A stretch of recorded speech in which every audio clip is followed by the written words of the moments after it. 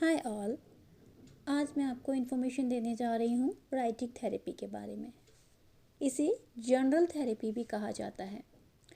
Writing therapy एक low cost, easily available और versatile aspect है। इसे इंडिविजुअली भी किया जा सकता है। बस आपको चाहिए एक पेन, पेपर और एक प्रोफेशनल या काउंसलर की गाइडेंस। इस थेरेपी को ग्रुप में भी परफॉर्म किया जाता है। ग्रुप डिस्कशन के बाद राइटिंग पर फोकस करके कि क्या लिखना है, किस टॉपिक पर लिखना है, ग्रुप थेरेपी भी की जाती है इस पर।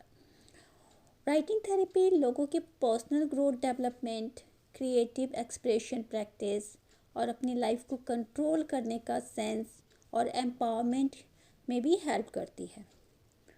राइटिंग थेरेपी एक डायरी सेट राइटिंग से थोड़ा अलग है। एक डायरी में एक पर्सन जो माइंड में आता है लिख देता है, एक फ्री फॉर्म के जैसे। लेकिन जब गाइडेंस राइटिंग जनरली गाइडेड होता है और एक प्रोफेशनल के अंडर में ही इसे किया जाता है।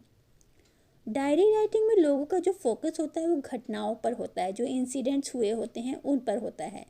जिस तरीके से वो घटनाएं हुई थी ठीक उसी तरीके से। लेकिन राइटिंग थेरेपी का ज़्यादा फोकस मेटा एनालिटिक प्रोसेस पर होता है।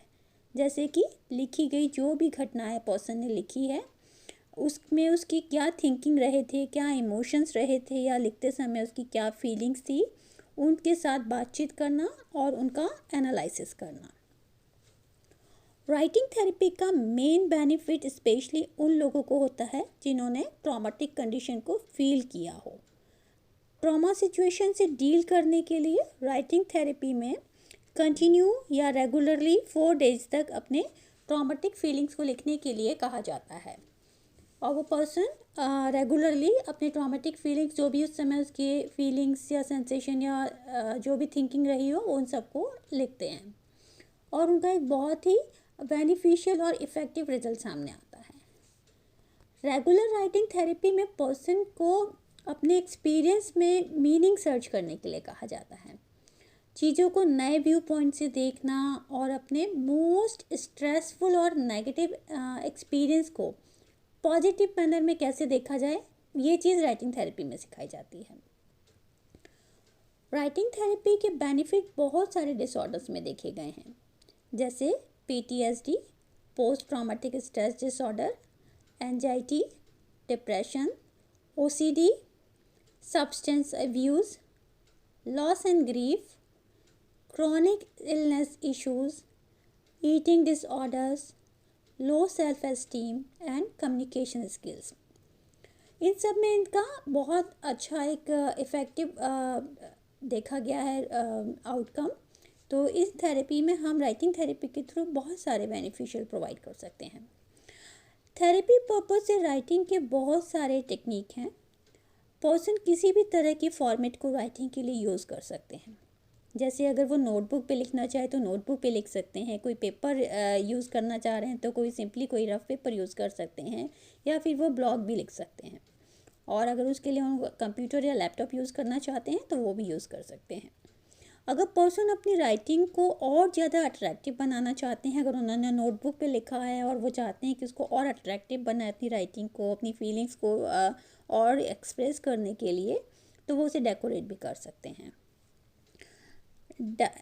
डेली राइटिंग के लिए एक गोल और टाइम सेट करना होता है कि कितने टाइम के लिए लिखना है, कि आपको कितने टाइम के लिए बैठना है और आपका मेन गोल क्या है, किस पर्पज़ से आप लिख रहे हैं।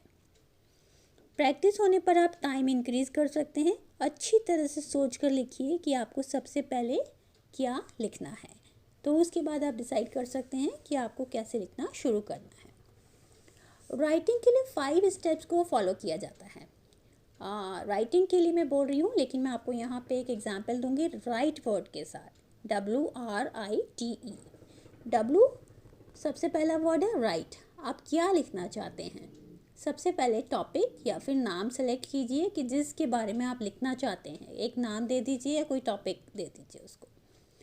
R for review, review on your topic.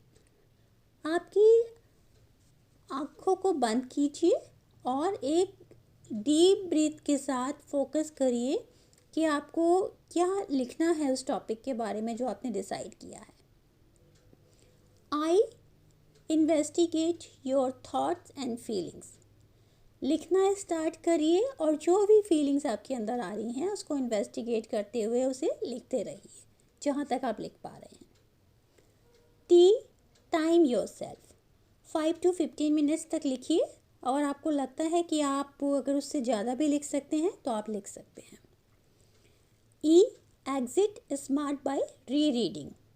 आपने क्या लिखा है और इससे क्या रिफ्लेक्ट हो रहा है, इसे 1 या 2 सेंटेंस में फाइनल करके आपको लिखना है और आपको एग्जिट कर जाना है।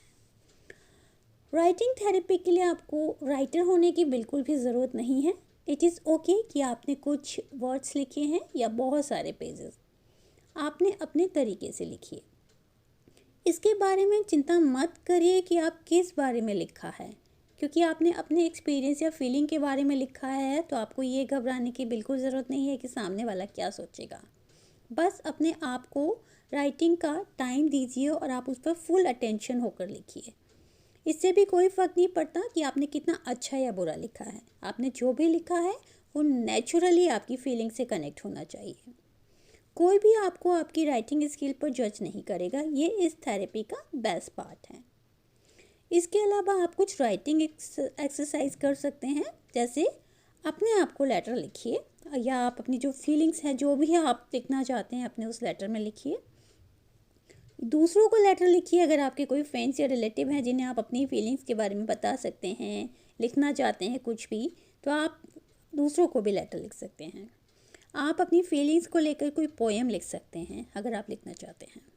आपके माइंड में जो आ रहा है आप उसको लिखिए। 15 मिनट का एक टाइम लेकर कि मुझे 15 मिनट तक इतना लिखना है। या माइंड मैप बनाइए अपनी फीलिंग्स का कि आपकी जो फीलिंग्स हैं उससे आप माइंड मैप के थ्रू कैसे एक्सप्रेस कर सकते हैं। तो इनमें से कोई भी टेक्निक आप एक्सरसाइज कर सकते हैं डेली, कि आप 15 मिनट का टाइम निकालिए और एक डेली एक्सरसाइज आप कीजिए राइटिंग का, जब तक आपको लगता है कि आपके अंदर जो एक डिलेमा या एक पेन या सैडनेस, जो भी नेगेटिव चीज़ें आपके अंदर हैं वो बाहर निकल कर नहीं आ जाती और आपको एक पॉजिटिव मैनर में लाइफ को देखना नहीं सिखाती। आई होप आपको राइटिंग थेरेपी पे मेरी ये इन्फॉर्मेशन अच्छी लगी होगी। Thank you so much.